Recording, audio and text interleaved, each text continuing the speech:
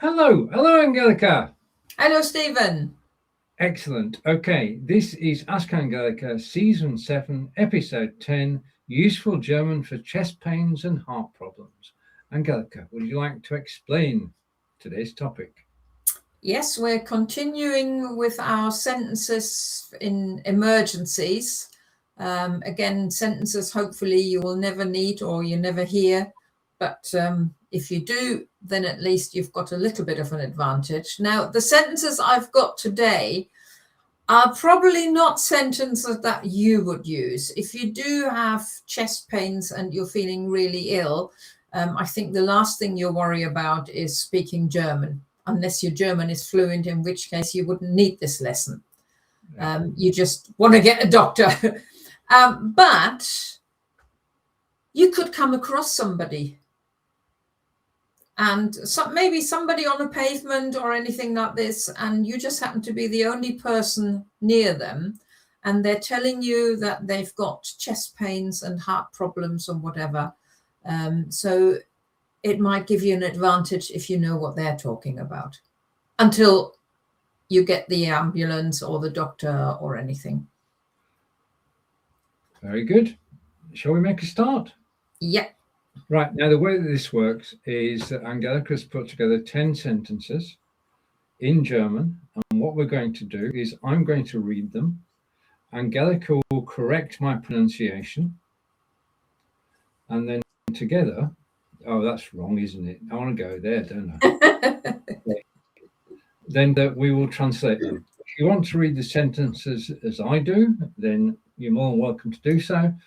And it is useful German for chest pains and heart problems. I'm going to read each sentence in turn, and then we'll take it from there. So, sentence 1. Ich habe starke Schmerzen in der Brust. Ja, ich habe starke Schmerzen in der Brust.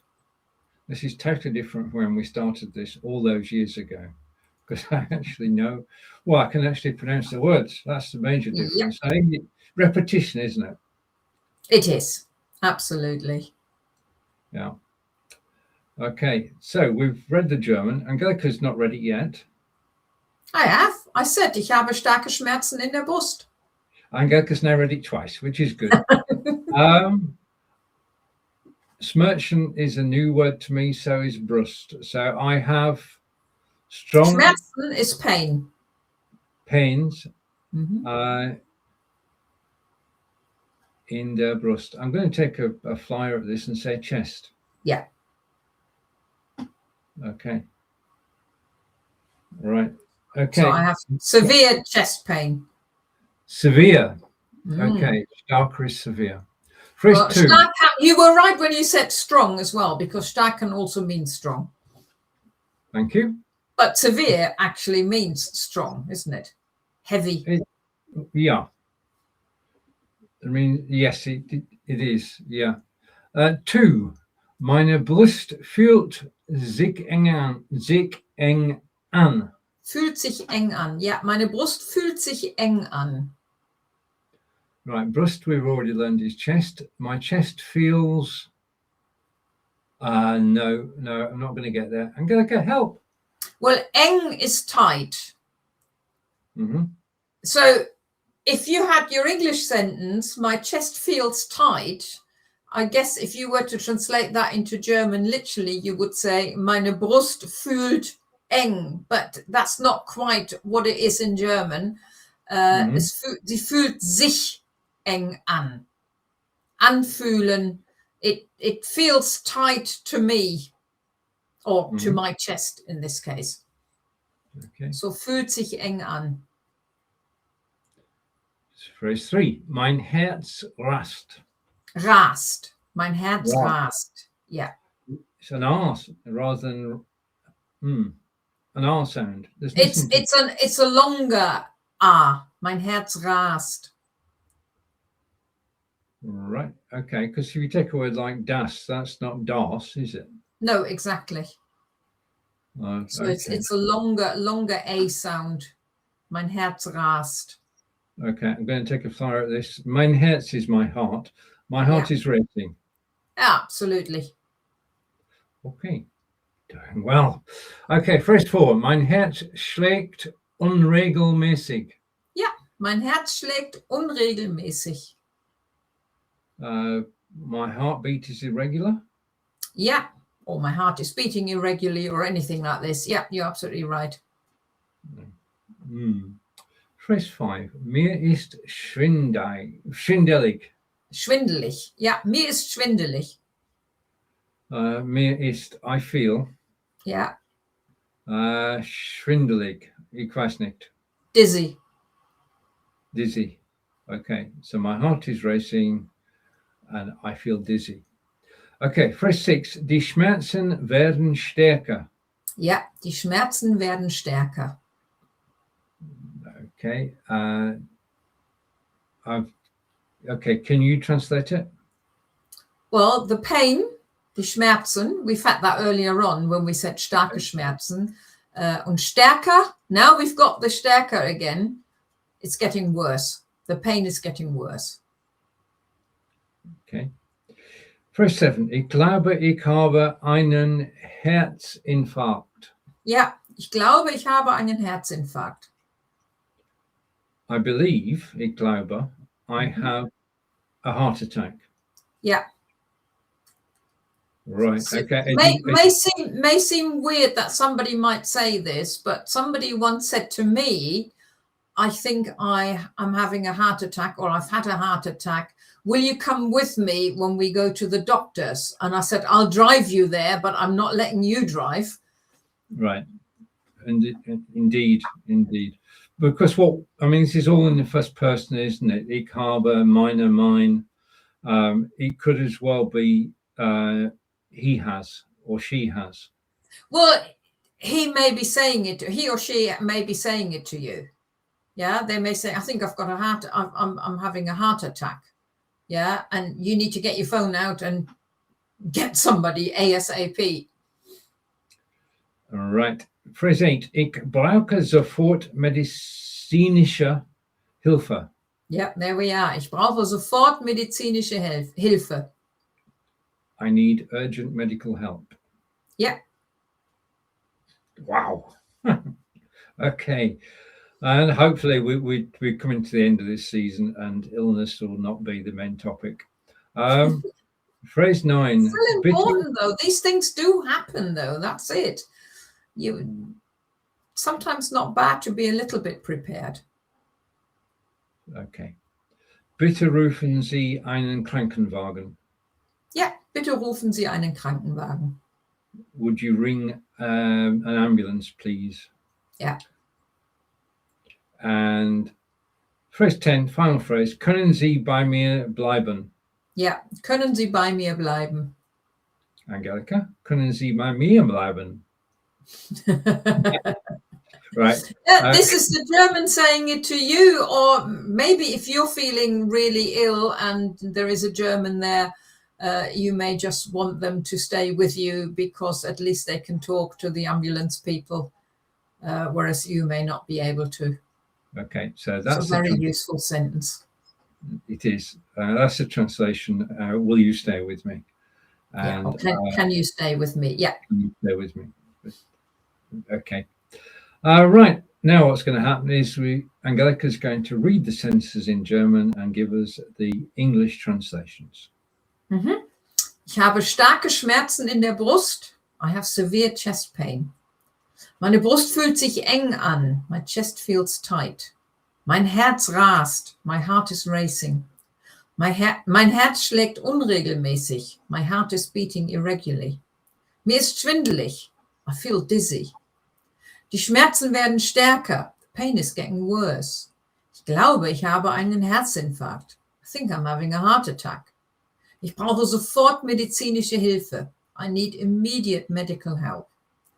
Bitte rufen Sie einen Krankenwagen. Please call an ambulance. Können Sie bei mir bleiben? Sorry. Können Sie bei mir bleiben? Can you stay with me? There you are. You say it too now. Right, okay, now what we're going to do is I'll just quickly bring on the English sentences so we can just review what we've spoken about. Let's see if I can get them there.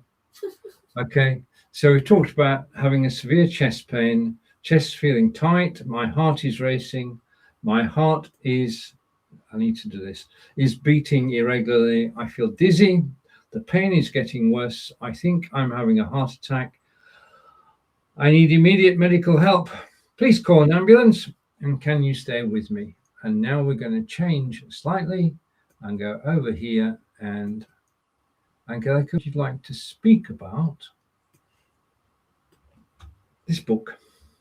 The vocab notebooks, again, if you want to be prepared for this topic, or actually any topic, my vocab notebooks are really useful for that, because you have space for, I've forgotten now, is it 20 or 25 topics? Oh dear.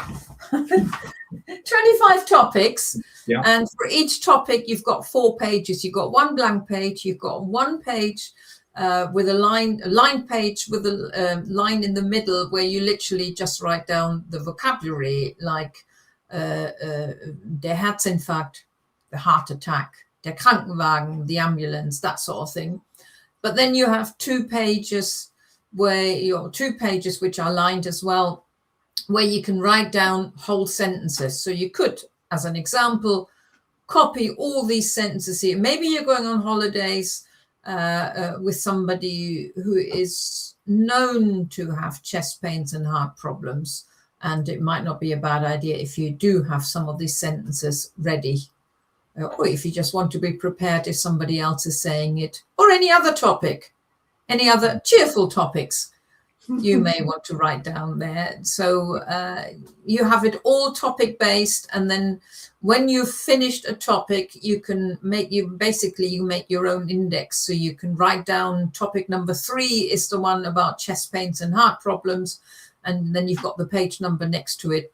So if you do need to look something up, it will be a lot quicker, rather than having a folder with lots and lots of very useful German words and German sentences, but you've written them down as and when you came across them. And then it's really difficult to find them again. Right. And finally, if we replace the image in 3, 2, 1, just a reminder. Barnaby. About our book. You said it, Barnaby. This is Barnaby and Barnaby's Perfect Broth, Tale of Slowness in a Fast World, available on PayHip and available on Amazon Kindle. Angelika, Yes. would you like to talk about Barnaby? Yes, well, we've got 2 versions. Well, on Kindle we've only got the one, but on PayHip I've got 2 versions. So, well, first of all, it's a story about Barnaby looking for missing ingredients to cook his perfect broth, and he goes out to find it, and we have the story 3 times. The first time it's for those who are still beginners in learning German, so they're very nice basic sentences. And the nice thing is you've got the German sentence at the top and you've got the English translation at the bottom. So if you are stuck, you can always check it anyway. And then you get the same story again, slightly more advanced, a bit more descriptive sentences rather than just basic, easy sentences. And the third version is actually in the past tense. So again, more advanced sentences, a bit more difficult. So you can either read the whole book in one go, or you read it as your German improves. That's right. And it can stay with you. When you're a beginner, you can read the first section. When you've learned a lot, or if you're just curious, you can read the intermediate section. And then finally, as your German is improved ever so much, you can read the advanced section. And as Angelika said, it's all beautifully illustrated. It is beautifully illustrated. So the story itself is the same, but the sentences are completely different on all 3 stories. And the second version I have, which is on PayHip, which is actually the teacher's edition. And this time I've taken all the English sentences out at the bottom, because if a teacher shows it to the student and says, what does that German sentence mean? They just look at the bottom and say, so then nobody will do any work. They just check the bottom. So I've taken the English sentences out, but I have got pages with the English and German on there, just for reference as well. But then there are also some ideas for activities of what a teacher could do with the students when they're looking at this story. And again, you could do that over the year. So maybe at the end of year 7, when they've just done 1 year of German, you could do the first story. And then later on, a year or 2 years later, you can do the second story. By then, they will have forgotten the story anyway, but it's also different sentences. Totally true. Angelika, when are we next broadcasting? In about 2 weeks' time. I don't even know what that date is. Let me just check. So it's the 26th of June. And I think we've got another 3 episodes possibly about people being ill and that. I'm not sure yet what the next one will be. And then I need to think about something new. Okay, time to say goodbye. Yeah, so thank you for watching. Until we see you again. Well, we won't see you, but you will see us. It's tschüss von mir. Und tschüss von mir. And stop. That's a wrap.